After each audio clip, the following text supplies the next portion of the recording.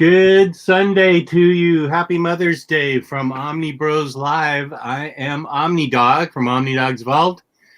Here with my co-host from A Week in Geekdom's Geo. Geo, how's it going, buddy? Doing pretty well. Happy to be here. Happy to get to talk the privilege of Geek Talk on a Sunday. Happy Mother's Day to all the wonderful mothers out there. So, yeah, happy to be here. Right on. And with us today is Reid Chancellor, the creator of the G.G. Allin biography, Rock and Roll Terrorist. Yeah. And how's it going, Reid? I'm good. I'm happy to be here. Happy to talk about G.G. Allin on Mother's Day, because that's really fitting. But I noticed in your book that you have an apology to your mother in the book. Absolutely, I do. But, like, Mom, if you somehow found your way to this book, I'm sorry. Yeah, she's not supposed to read it at all. I don't think she'll find it interesting. And before we get started, we also have new releases from In Stock Trades that we'll talk about after our interview. And it reminds me that InStockTrades.com is the place to go to get collected editions up to 50% off. Loyalty discounts add 2% to that. There's always an Omnibroslive discount code every quarter. In Stock Trades is kind enough to give us a $50 gift card to give away at the end of every month to a lucky viewer.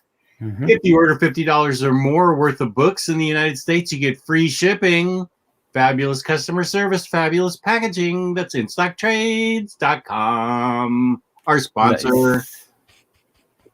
Wonderful. Yeah. And it looks like you already have a fan, Reid. Here's Freddie Alonso.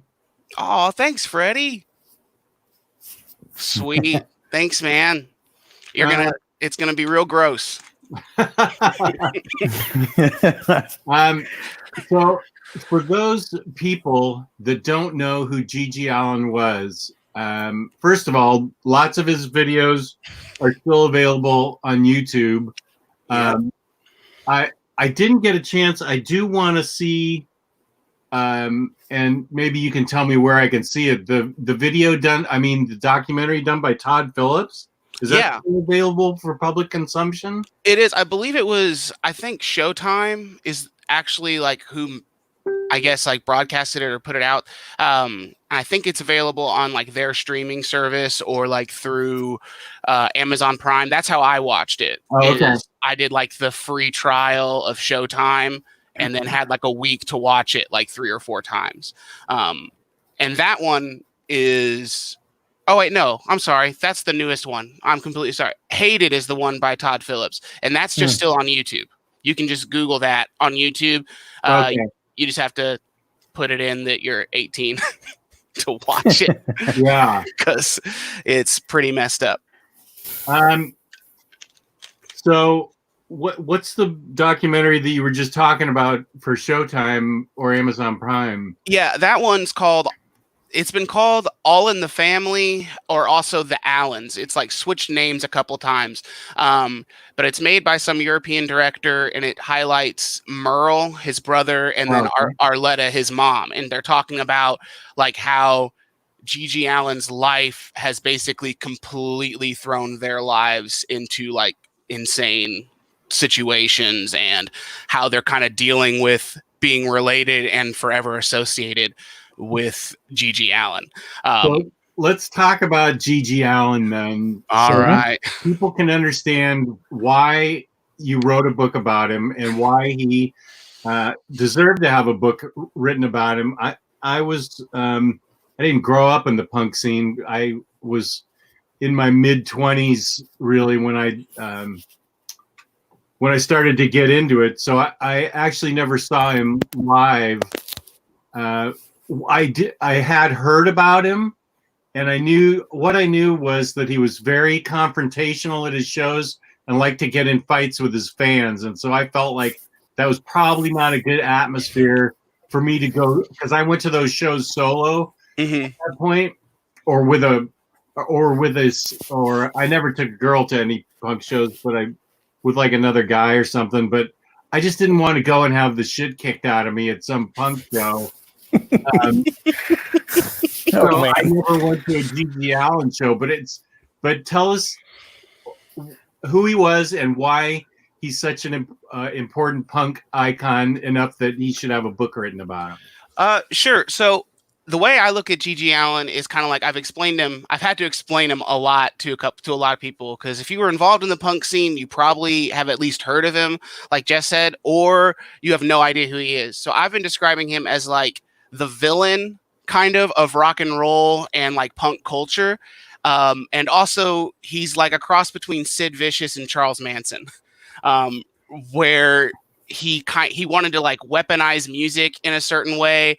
He wanted to push the envelope, like not just a little bit, kind of like how the Sex Pistols did. Like he saw that as like, that was a baby step.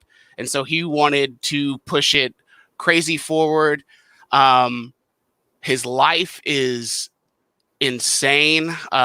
He was born to like a religious fundamentalist family, where they thought that he was going to be the next Messiah. So his legal birth name was Jesus Christ.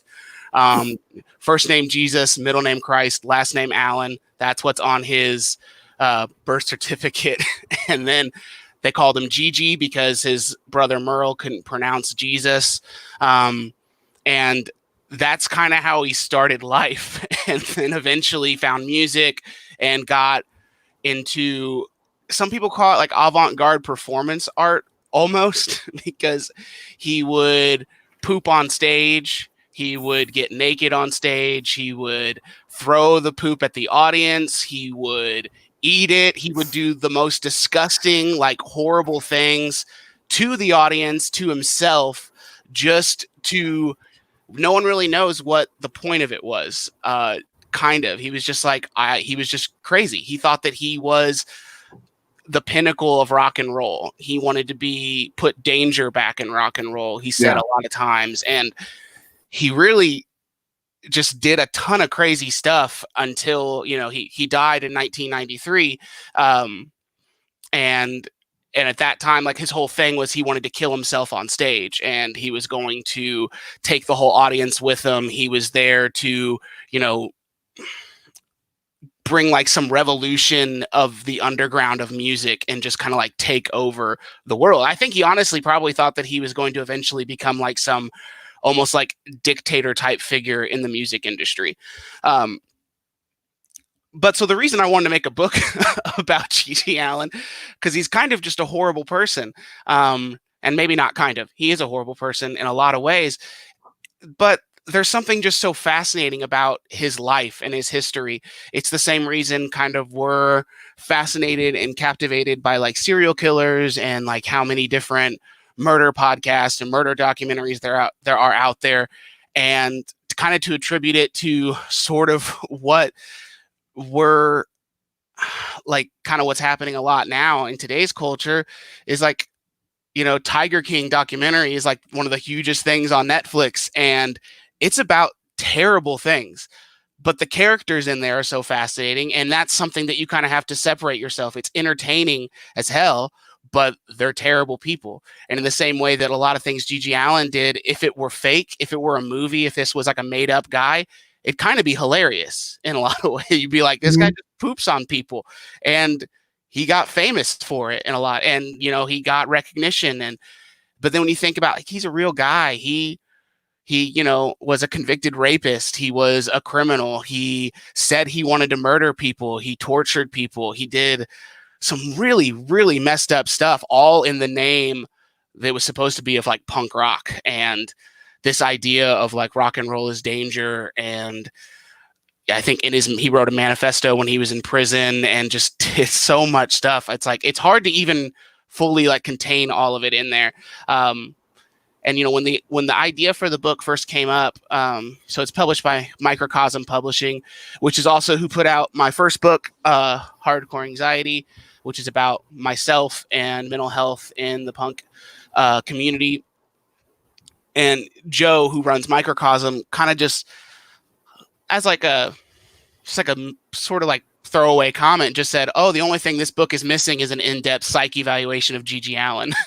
And I responded with, I've actually been thinking about that for like 3 months. And he just immediately responded, and he was like, well, whenever you're ready to do it, let's do it. And so he kind of, him and a couple of the editors, we really had to find the way to navigate it, because the last thing you want to do is make a book about a horrible person and it come off like you're glorifying him. Like, and that was really tough to do, because I don't want to glorify anything Gigi did. I don't agree with anything he did. I'm just so fascinated with his story and how he started out in this tiny log cabin in Lancaster, New Hampshire, or wherever it was. I can't remember. And then eventually became this, huge figure that was like the poster child for debauchery and anarchy and all of it, really, in just he only lived to be 36. So all of that before he even hit 40 years old. And it's just wild. I don't know really how else to describe it. Yeah, he would subject himself to a lot of physical abuse on stage and off stage too. Mm-hmm. Of course, there wasn't any drug or anything that he wouldn't take. Mm-hmm. Into definitely self-destructive. But one thing that came, and I'll show. I if it's okay with you, I'll show panels from your book. Yeah, sure. And screen share it. One thing that comes through about him is that he really believed in himself, that he had this confidence that he was right. There wasn't one thing that comes through with your writing is that he felt he was right. He never lacked confidence that he was doing the right thing. He had tons of girls that always followed him around. He was constantly touring and doing that. I can't even remember. Did he have a real place to live? Near the end, no, not really. He kind of, I know, like when they were filming the Hated documentary with Todd Phillips, he was living in a like very small, like rundown hotel in New York.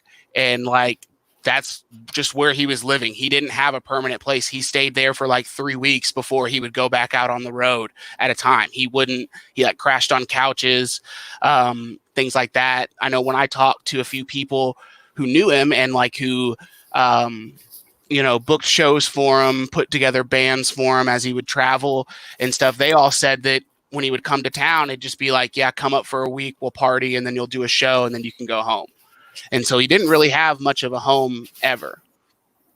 Yeah. Okay. Because it sounded like he was constantly on the road. But the main thing, actually, let me see if I can figure out how to do this. You got it.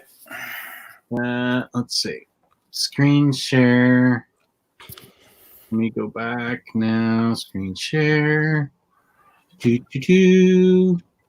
we go. I think I can do it. Got it. Yeah, that's the cover. Okay, and that's what he looked like. The graphic life of Gigi Allin, Rock and Roll Terrorist. Now I didn't load it properly, so I'm gonna have. Well, let's see. Can I? Okay. Let's see what we can see. So here you are explaining that this is a warning before everything. Before you even get into the book, this is a warning. So you wrote and drew this, and I thought all your research that you did was really well done. And I think here's your apology to your mom. Good. I hope she's not watching now. She should be watching church this morning. So he was constantly partying, constantly touring, constantly. I actually listened to some of his music on YouTube, and while every song's lyrics were super offensive, oh yeah, the music was actually, I thought, really good. I really liked how the music. It's funny, like, so that was my best friend is the first person who ever introduced me to Gigi Allin, and his explanation was, here's this dude who performed either naked or in a jock strap and shit on his fans, literally. And he was just like, it's so insane. And he kind of introduced, but he was like, the music is just 3-chord rock. Yeah. Like if you listen to Bite It You Scum, which is kind of like his last like main song he played all the time, it's 3 chords and it's just plain like 3-chord rock and roll. But his first record, the Always Is, Was, and Ever Shall Be, that was like a weird moment for me when I first listened to it, because that album came out in like 78 or maybe at the beginning of 80. But it's good. Like that first record is a good record. It just sounds like classic, early punk stuff. It sounds like it fit right in with the Sex Pistols or even with the Ramones, New York Dolls, and it's really good. And then his lyrics just get progressively grosser and grosser, and everyone kind of thought it was a joke until he started writing letters to publications saying, "This isn't a joke. I will murder you if you keep thinking these things." Yeah. So I actually don't know what. Okay, whoops. Let's get past that. See, he would beat up his fans, and he'd get beaten up. And he was constantly in and out of the hospital for various injuries and tooth loss and stitches, and so he definitely lived. The thing that really came across to me was he believed in it. It wasn't an act. He believed in it. He felt confident that he was doing what he was meant to do, and he genuinely didn't care about anything other than making what he thought was putting the danger back in rock and roll, as he said. And anything less than that was totally selling out, and he would do everything he could to put the danger back in rock and roll. And he lived it and believed in it, and he never lacked confidence at all in what he was doing. And I thought that was remarkable. That he had such a weird upbringing and such a weird life, but he never lacked confidence in what he was doing. There were 2 things that I came across in like my research, and one of them was an article that somebody wrote where taking Gigi Allen quotes out of context are actually really good motivational posters because they're just like, do what you want and fuck everybody else, like be your truest self and stuff like that. Because like that ideology can be positive, but the way you apply it, it changes everything. And the other thing I found, I forget, it was some podcast I was listening to, and they were talking about there's something endearing about looking at a crazy guy on the side of the road who's holding up like one of those end of the world, the end is near, repent for your sins or burn in hell. There's something endearing about that guy purely because you believe that guy believes what he's saying. Like at least he believes it. He's not just spouting this shit because he thinks it's what is real, but he doesn't care. He doesn't actually think it. Like, it's kind of, it's like, well, at least he thinks he's right. There's something in there. He knew who he was. And that's like at the end of the book, I kind of talk about that. It's like, I don't know who Gigi Allen was. A lot of people, like everybody I asked who knew him and who was friends with him and toured with him and all these things, they were like, he changed every time they saw him. He was a different person. A lot of people think Arletta, his mom, even thought like he may have like schizophrenia or split personalities, or I know when he had a psych evaluation in prison, they found that he probably had antisocial behavior disorder and all these sorts of things, and he would just be a different person. And it's just kind of wild that person had that side of him, and you kind of wonder, like, could it have been fixed? Could it have been changed? Are you your trauma, the trauma he witnessed it growing up? And I would say like what he's showing now on the screen, that's like, he went on 3 TV shows in the end of his life, and you can find all of those interviews on YouTube. And that's probably the best way you can really get an introduction to him, because that's exactly how he was. And sometimes it's kind of funny. Sometimes he's, almost like charming in a sense. Like a lot of girls, that's why girls loved him. Like, because he's disgusting. He's covered in shit, literally just walking around all the time. But like, he always had girlfriends. He always had people following him around. He didn't have fans. He had followers. He was never without the company of people. People loved him. And it's crazy. That's why I think he was kind of like a Charles Manson type person, because he was able to cultivate this fan community around him and kind of boss them around and get them to do things that he wanted them to do. That's both scary and hilarious at the same time, that somebody can do that. Exactly. And like that, like when I wanted to make the book, I was like, I kind of want you to be confused the whole time, because there could be a moment where you're like, this guy is awful. And there'll be another moment where you're like, oh, this guy had just like a shit life. Like, that sucks. And I don't know, like Kristan, my wife, I had her read it and I asked her, I was like, do you think any of it's funny? And she said, no. Like, it's terrible. It's like, they're terrible people. And I think there is some of that. And I'm glad that that was her reaction, because the last thing I want to hear is someone say, oh yeah, that shit's hilarious. I love this guy. He's beating up people and pooping on people and he ain't taking shit from nobody. And it's like, that's part of the story, but we also have to recognize that there's a lot of other things going on here. Yeah. I have to admit, I didn't know who he was. I've never been the huge fan of punk music, so I'm not in the know-how. So when I started reading it, I'm like, wait, is this really happening? Like, how could somebody be like that? And it's interesting just examining the psyche behind someone so troubled. And I Googled the interviews because I didn't know he was on the Jerry Springer show, for example, because we showed the panel just now.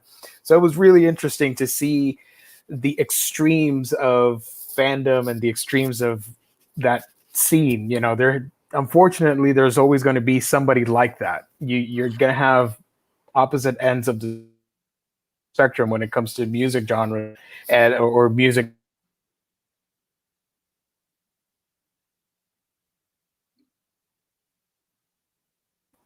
Okay, I think Gio froze there for a second. Yeah, I lost him there. You're back. Sorry. Gio. Sorry, my internet's not the best today. I apologize. It's all right, you're back. So he did have this weird mustache thing going.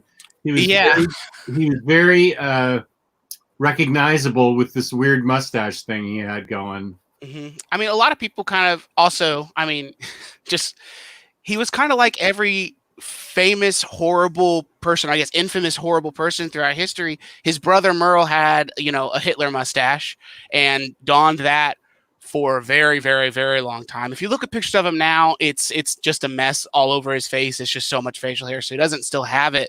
But he had like the opposite Hitler mustache. He just shaved the center and then had like just these weird wisps around. And I mean, near the end of his life, he shaved his head and he just kind of wore a dog collar constantly, was losing teeth. He would beat himself in the head with the microphone. So he just had scars all over his face. But he was an iconic figure. If you know who G.G. Allin is, you know what he looks like. He created a look that was unlike anything else. Again, part of this, there's a reason cult leaders get followers. They have some charisma in things. They have, I don't know, they have interesting stuff. They're able to be captivating. My favorite thing in his interview that they posted from his psychiatric evaluation, which is that part that's on there now, he says their like evaluation was, he seems perfectly content with his lifestyle and was at times candid and almost charming. And it's like people liked him. A lot of the people that I talked to, they were like, I don't really know what all I can tell you about G.G. Allin because I don't really know anything about him, but there were times he could be kind of charming. And like I talked to one girl who was like, make sure you show pictures of him when he was younger because he was hot. And it's just like, I had no idea. All these words, you heard so many different stories and different opinions of him. Like there's a couple guys who like still follow him around. There's like a website. There's the G.G. Allin Archives, which is online, and there's just like so much stuff that he like. People just, I can't even. I'm rambling because I can't even find the words fully to describe everything that's out there and how many different like conflicting things there are. Yeah. So we're showing some pictures of what was like growing up when he was really named Jesus Christ. Mm-hmm. So it was a pretty messed up childhood, but I know here his dad's digging graves for his family. Mm-hmm.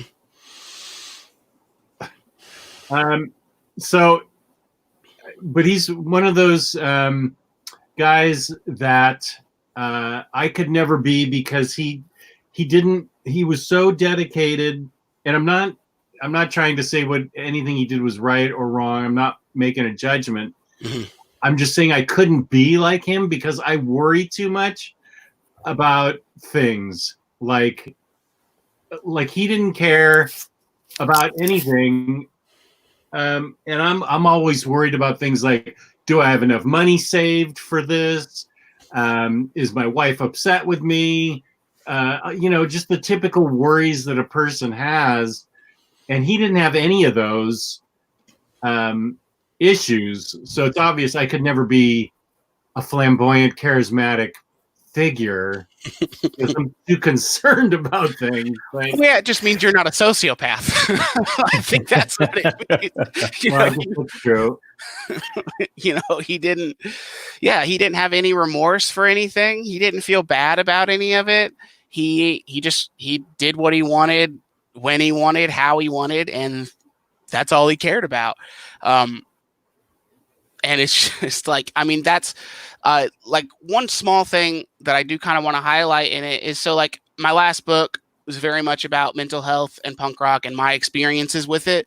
And I think that this book does sort of touch on that a little bit. It's much more of a, of a biography rather than like an overview of like his mental health and the history of it, because I don't think anybody could tackle that subject. But he had all this trauma growing up, and he had that ideology of like, I'm going to be myself no matter what, and this is who I am. And you kind of wonder if he would have put that mentality towards something that wasn't destroying everything in his path, like what could he have done? And it's like, a lot of people say when they watch those interviews, if you look at the YouTube comments, which is often not a great place to look for enlightening information, but a lot of people are like, man, he should have been a pro wrestler. Like he's sitting up there and he's just like, he's cutting promos. Like if he were a pro wrestler and it was a shtick, man, he would have been awesome.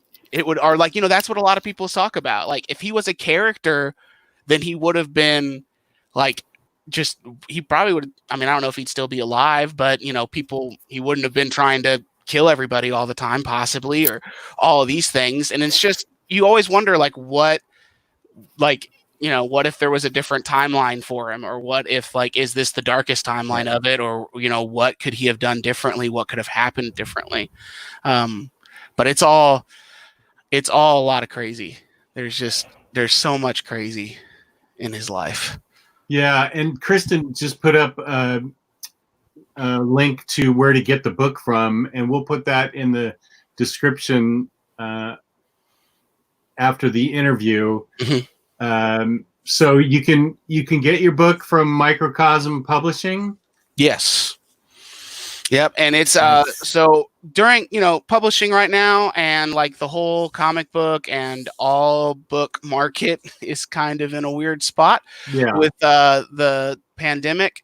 But they assured me, and I talked with Joe, who's the CEO of Microcosm, The book will be shipping still in September. The book officially releases October 13th, along with the coloring book version of the book.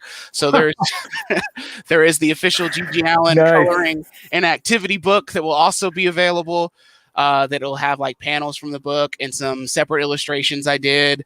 G.G. Allin Mad Lib, some mazes, spot the differences. Definitely a fun little gift you can give to people if they like weird, obscure, macabre things.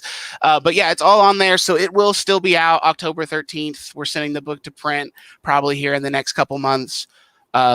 It will be available through Diamond, but Microcosm always recommends, if you're going to support your LCS, of course, do it that way. But you can always buy it directly from Microcosm, and that's actually what benefits the business and myself the best. Okay.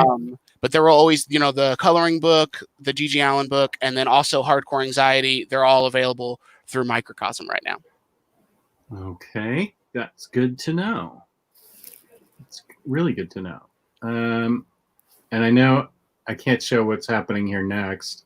Yeah, you may have to stop for the rest. Yeah, I was getting worried. I'm like, where's this going? Yeah, everything. Yeah, so we will definitely post it in the description. And I got you. I'll take care of it. Okay. Yeah, Kristan just put it in the chat comments. Mm-hmm. So is there anything else you'd like to address right now? I feel like it was really well written, and I liked your illustrations. The book was well written enough that I felt it all flowed. I totally obviously believed in the characters since he was real life, but you have to. It was written in such a way that you believed in him because otherwise you couldn't believe in him. The stuff all seemed fake and made up except for the fact that it was real. So it was really well written in the way that I believed that this all happened, and that he was who he was. Yeah, no, well, thank you. I'm glad that it came across that way. That's like the thing I've been most nervous about. I've been working on the book for a little bit over a year now, and it's been finished for I've been done drawing it and writing it for the past 6 to 8 months. But when we were working on it, I was just so nervous. It's like this was either going to, be a really good book and could really do well for me, or it could kill my career as a cartoonist or an artist before I really even have so much of a career. My best friend told me, he was like, I can see it now. The local paper will be like, local cartoonist makes book glorifying woman puncher. It's like, you could take all of this out of context and it could become this terrible thing. But I'm glad that you enjoyed it. I'm glad that it flowed and you didn't get the impression that, I'm a huge G.G. Allin fan and I'm trying to get everyone to love him or anything like that. That's definitely not what I'm saying. It was a biography and it just showed who he was. It's a very engaging read, and you learn about this character, this caricature, if you will, of a person. I didn't know anything about him, so I learned, and it made me want to look up more info, and the interviews and the songs and everything just was really well done. I really liked it. You did a fantastic job, in my opinion.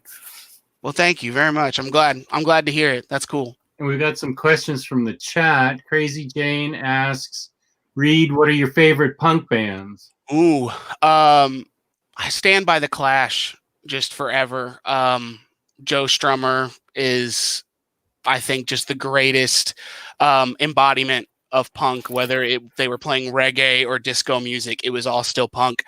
I also love, there's a really great band called Calibretto or Calibretto 13. They're from Indiana, which is where I'm from. They were like a Christian punk band, and I grew up in a pretty religious household, and so that was kind of like one of the ways I could get away with listening to some punk stuff. I always loved them. Bad Brains, Black Flag, pretty well all of the SST Records bands, Mhm. all those stuff, and then the Ramones, of course, Yeah. Ramones, Sex Pistols, Clash, all that stuff. Have you ever thought about doing a book about Dave, Brockie, Gwar? I haven't. I actually never really dove that deep into Gwar. I'm fully aware of Gwar as both a music group and like a movement, so to speak. But I never really got that into him. I had a good friend of mine was really into Gwar and really just thought, I mean, because it's kind of a similar thing, I guess, in the vein of G.G. Allin, probably not as, destructive to other people. So I've never really given it thought. I mean, that seems like it could be the next logical step in this direction, though. Okay. Here's one. I don't know about this one. Do you remember when NoFX Fat Mike dressed in his clown persona potentially served Reid to his fans? Oh yeah, Cokie the Clown, man. I don't. Fat Mike is so just weird that I don't know. I read an interview with him where he talked about G.G. Allin. He went to a G.G. Allin show and said that, like, as a kid, it was so exciting because, I mean, he probably wasn't a kid, but he's probably like 20s or maybe like late teens. And he just said it was so exciting because there was so much horror and so much like fear in the crowd. Like, you didn't know if you were going to get knocked out, if you were going to get beat up or anything. Goodreads, what have you read lately? Oh, I don't think I've read anything lately other than, last night I read Dragon Chang by Tim Truman, and that was awesome. If you guys don't know who Tim Truman is, he rules. Here, hang on. I've got a Tim Truman book over here.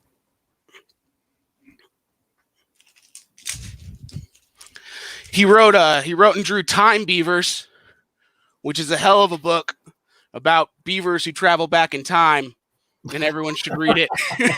But yeah, Tim Truman rules. They just did. I watch a lot of Cartoonist Kayfabe, which is the YouTube channel and podcast of Jim Rugg and Ed Pisker, and they did like a really great interview with Tim Truman. He did like a lot of outlaw comics, kind of. Dragon Chang is about a truck driver in a dystopian communist futuristic world that he's just a badass with he's like a communist cowboy truck driver. And if that doesn't attract your attention, then I don't know what would. But I think that's probably the last thing I read, but I wouldn't be surprised if Kristan's like, "You read this, you idiot." And Larry says, "Hey Reid, thanks for this. I'm in." Awesome, Larry. Cool. I'm glad. So I think that's it for questions so far, unless Kristan wants to say you read this. So anything else we can talk about? I mean, I'm happy to sit here and talk with you guys about IST or anything else or whatever. Hyman has a good question. What are you working on next? Next, I've got a couple things in the works. So I've got 2 copies of it here. So I did like this mini called Sad Religion. It's another collection of like nonfiction stuff that I did. A lot of like stories about, I can't get this thing right. A story about like Keith Moon and some other stuff like my life playing in like church bands and stuff like that. And this is available on my Store Envy, which is just Chancellor art.storeenvy. And I just finished this, which is a fan comic, which is basically just my way of saying I'm going to make a bootleg of characters that already exist and not charge money for it. So eventually I'm going to release this, but I did a book about the Aquabats. If anybody knows who the Aquabats are, versus their, alternative persona that dresses up like the Cure. And so that's going to be out hopefully sometime soon. It's just like a fun little mini. I've got some big projects that I was going to kickstart this year. But with the whole pandemic, I kind of eased back on it. And I also, I don't want to kind of flood too much of my own stuff. We've got the G.G. Allin book coming out in October. But I did have my first fiction work that I was going to release this year about like a group of teachers who go on like their first tour in their 30s. And so I finished that, and I've got some other nonfiction stuff I'd like to do, but I work a full-time job and then also work a part-time job, and then I do comics. So there's a lot of stuff out there that I'd like to keep doing. But it's just kind of as time allows. And I guess I'm lucky enough to say that I don't have to do comics full time, in the sense of there's not a whole lot of money in it. Kristan put up your store envy link. Thanks. Thanks, wife. Yeah. I started reading Too Much Coffee Man. I started reading that. That's behind me, I think. And that's really good. That's really good. That's like kind of made a big influence on like a lot of art stuff that I want to try to kind of cultivate into my next books. Cool. Okay. Well, we're happy to have you stay with us for the rest of the show. We're just going to be talking about what is going to be released that we know of from In Stock Trades this week. Sweet. During this odd time, this weird time. Let me see if I can pull up. Okay, go back to that. And then, let's see. How do I... Wait a second.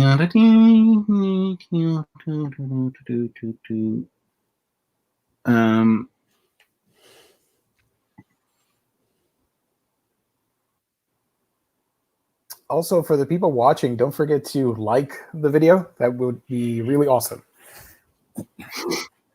Yes. Please like this video, thumbs up, subscribe, hit the bell for notifications. Freddie Alonso says, flood away, Reid. I'll definitely get them all. Oh, thanks, Freddie. I'll flood what I can. Okay, so In Stock Trades has limited releases that are they're releasing as they get them. All I know is what I'm sent by Emily/Cameron. So let's see if I can pull up there. I don't know how this I can grab pictures if you want. So it's a little bit more interactive. That doesn't look very good. It doesn't look real good. No. Let's see if I can grab some images. Grab some images? Yeah. We can do a little slideshow for that. Give me a quick second. Okay. Well, it's Absolute Day Tripper. This is what's going to be you can order on Tuesday and will be released Wednesday. Absolute Day Tripper. Batman, Teenage Mutant Ninja Turtles. Now, these are only DC books. That's all I was sent. I know the screenshot looks weird.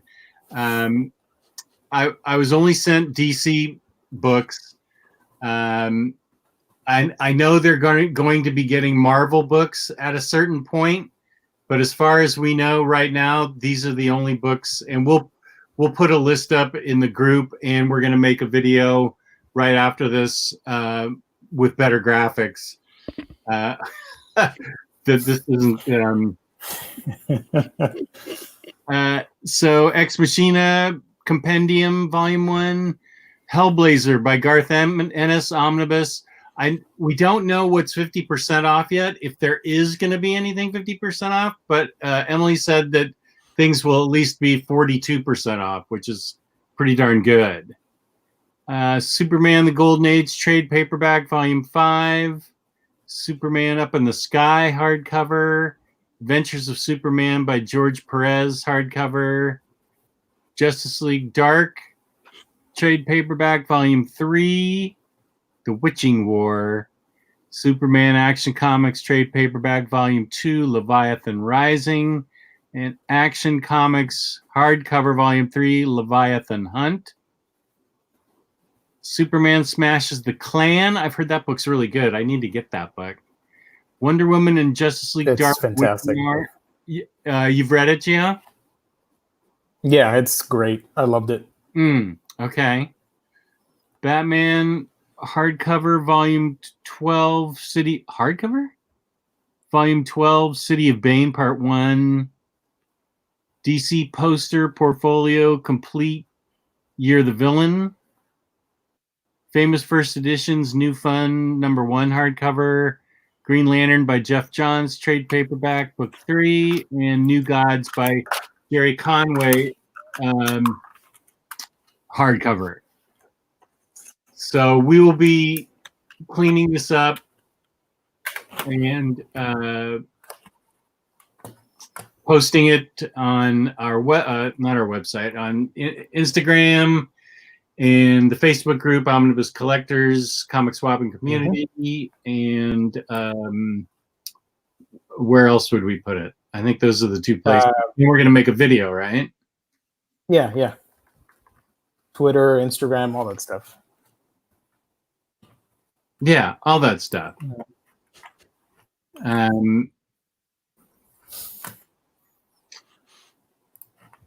So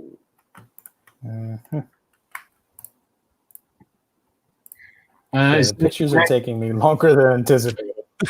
What's that? Are you still putting something The pictures are taking me longer than anticipated. Yeah.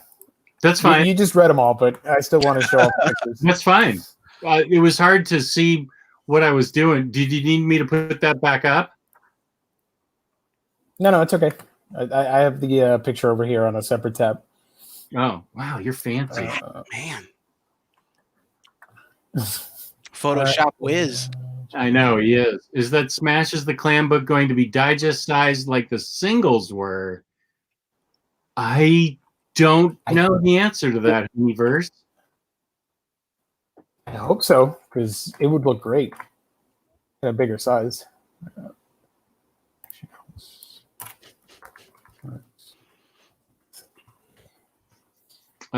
Yeah, I don't know what size they're going to be. I didn't know that book was digest sized. I didn't know the singles were digest sized. That's interesting.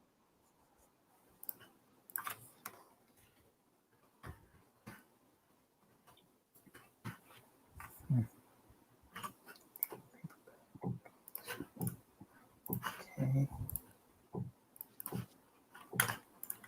Now I wonder why it looks completely fine on my computer. I think since it's a screenshot from a computer, the I forgot the name of it, the effect that it causes when you look at it through another image. Yeah, like a picture of a screen. Yeah. It does that. Kristan gets mad at me because I post a lot of those. They don't look very good. Who are some of your favorite artists, Reid? I like a lot. Craig Thompson is probably in my top 5. Craig Thompson from Blankets and Goodbye Chunky Rice, Ginseng Roots. Jonan Vasquez is probably like the first comic artist I ever really got into. He's the creator of Invader Zim, and his comics were Squee, Johnny the Homicidal Maniac. Those were like a huge influence on me. I like. I'm gonna blank on all this. Will Eisner is top dog forever. Yeah, definitely a lot of. I like a lot more. Like I guess they would fall into the lane of cartoonist more so than comic book artists, which there's probably not that much of a difference. I would just say there's like kind of a specific flow to cartooning.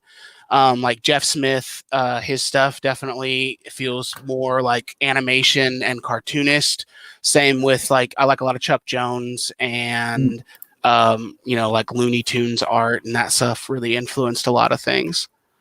But really, I mean, there's a lot of stuff. I mean, if you can see anything behind me, there's a lot of random stuff. I've got Mateus Santaloco's artisan edition of some Ninja Turtle stuff, Jamie Hewlett, Usagi. I love Evan Dorkin and Jaime Hernandez. I'm just going to dip down because I'm not turning around.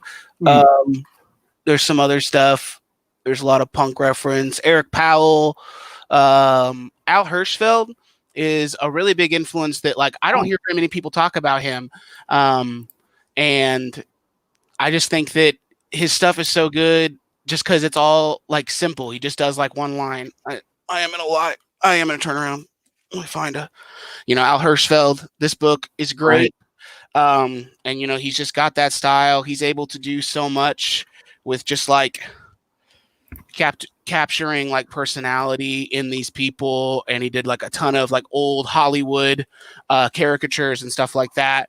And I feel like he influenced a lot of comics back in the day, and I don't feel like I hear his name a whole lot. And then probably the main artist that I'll probably read just about anything they've done currently is definitely Daniel Warren Johnson. Murder Falcon guy? Yeah, Murder Falcon, Wonder Woman Dead Earth, Extremity. He did like a bunch of fan comics too. Like, I mean, just his stuff is unreal. It's incredible what he's able to do. Freddie asks who you'd want to collaborate with, and he said Murder Falcon guy would be too rad. That would be like a dream come true. That would be unreal. And, like, he does a lot of music stuff too. I know he's, like, super into heavy metal and some hardcore stuff. He always posts a bunch of Power Trip stuff, which Power Trip rules. That would be incredible. That'd be awesome. I honestly I haven't seen him collaborate with people very much, though. He only did that Ghost Fleet book, which I don't even, was that Donnie Cates who wrote that? Oh, yeah, I think so. Okay. Yeah, he did that. Yeah. He did that book. But other than that, I don't think I've seen him collaborate with anybody, like, as far as writing and drawing. He usually likes to do write his own stuff that he draws. Yeah, Irish Knight, we're going to work on cleaning that up, the IST releases, and getting a cleaner copy. This is a trial, kind of an experiment, and so we know not to take pictures with our phone of our screen now. I'll get Emily to send me something from her computer, so that we can.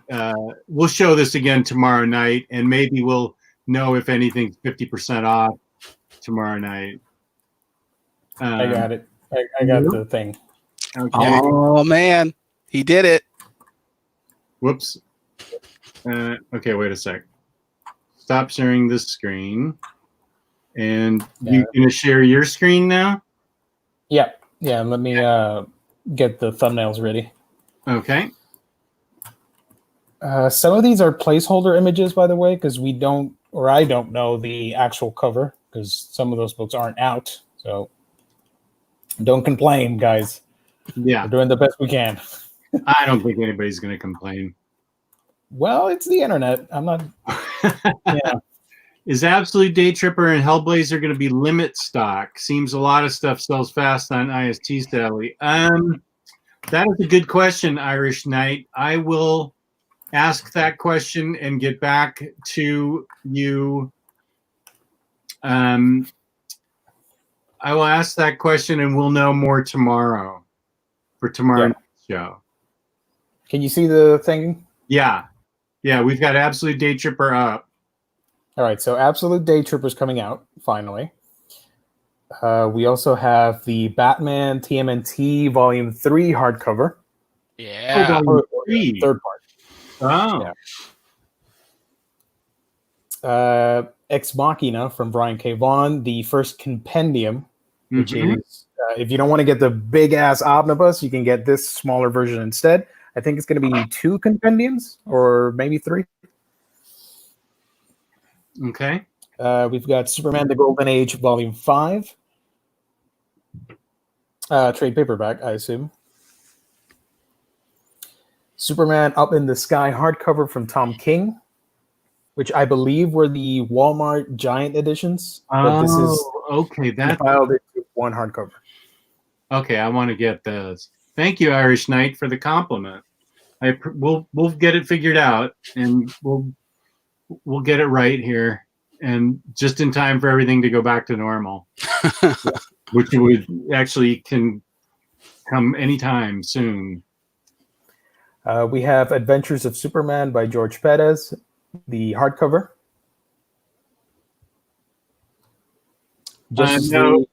Here's a question from Matthew Mongi. Those are two separate things.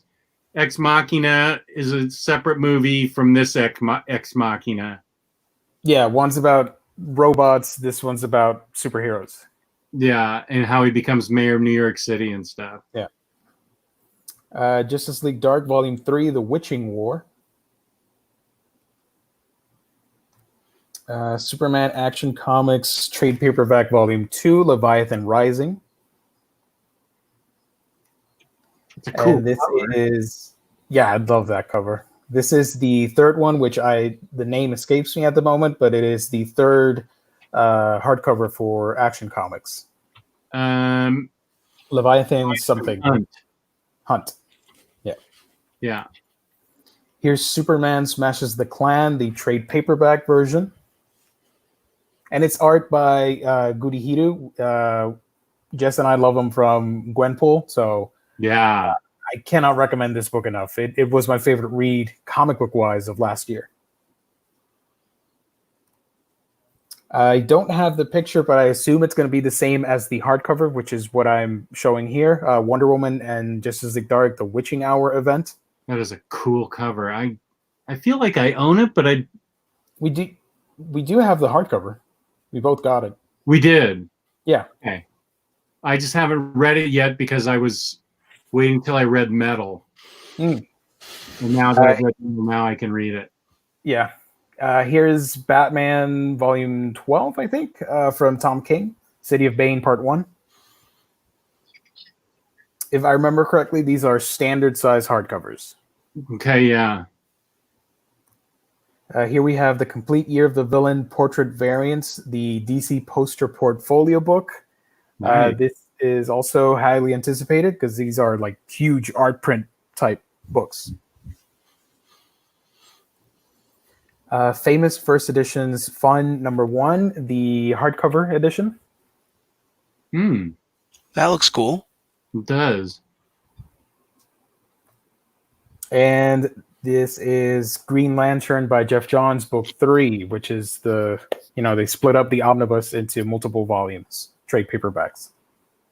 Okay. And the New Gods from Conway, the hardcover. And that's it. That's all we got. Awesome.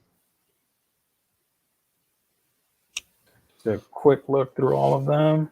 It's a little too much Superman for the Chancellor household, but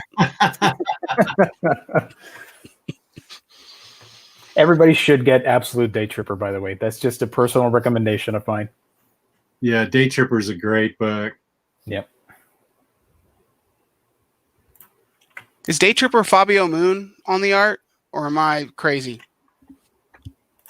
Yeah, Moon and Ba are both working. Okay, sweet. Yep. I love that team. That's the one book where no matter at what point in your life you read it, you're going to get something completely different out of it, and you're going to love it. You can be a young reader and still like it, and an old reader and still be marveled by that story. Agreed. Freddie asks, if the opportunity arises, would you illustrate for a different writer? Yeah, I would love to. If it ever came up. I'm not much of a writer, honestly. That's why I do a lot of nonfiction stuff, because the story's kind of already there. You just have to find it within the actual events. But yeah, I'd love to work with other people. This opportunity hasn't really ever came up yet. Yeah, that well, I think you still wrote a good book. You had to put all the facts together in an interesting order and flow and stuff in the P.G. Allin book. So, I mean, I considered that to be well written. So, well, thanks. Yeah, you're gonna make me blush, Jess.